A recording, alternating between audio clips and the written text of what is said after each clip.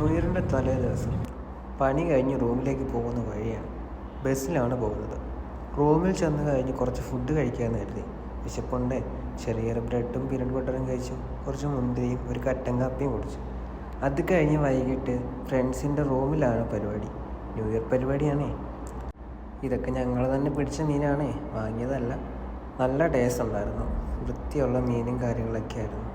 ബാക്കിയൊക്കെ ഞങ്ങൾ കറി വെക്കാൻ കരുതി. അങ്ങനെ കറിക്കുള്ള സാധനങ്ങളൊക്കെ അരിഞ്ഞു.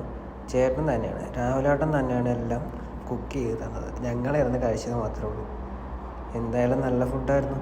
അത് കഴിഞ്ഞ് ഒരു മീൻ, എനിക്ക് പേരറിയില്ല, അത് വറുത്തു. ബാക്കിയുള്ളതൊക്കെ കറി വെച്ചു. അന്നത്തെ രാത്രി സമയം പോയത് അറിഞ്ഞതേ ഇല്ല. സംസാരവും അടുക്കളയും തമാശ പറച്ചിലും ഒക്കെ. അങ്ങനെ എല്ലാവരോടും ഒത്തുകൂടി ന്യൂ ഇയറിൻ്റെ തലേ ദിവസം നല്ലൊരു ആഹാരം കഴിച്ചു. പിറ്റേ ദിവസം രാവിലെ തന്നെ ഒരു ചായ കുടിച്ചു. ഇഡ്ഡലിയും വടയും കഴിച്ചു. പിന്നെ അതേപോലെ താണ്ട് ഈ സാധനം മേടിക്കാൻ കൊഞ്ച്. അത് കഴിഞ്ഞ് നേരെ വിട്ടു അടുത്ത ഫിഷിങ്ങിനായിട്ട്. ഞങ്ങളൊരു 5 പേരുണ്ടായിരുന്നു. ചെന്നു. നല്ല കാറ്റുണ്ടായിരുന്നു, തണുത്ത കാറ്റ്.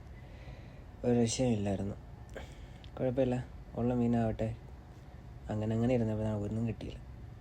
പിന്നെ ഞങ്ങൾ അടുത്ത സ്ഥലം പിടിച്ചു. ആദ്യമായിട്ടാണ് ഒരു മരുഭൂമി കാണുന്നത്.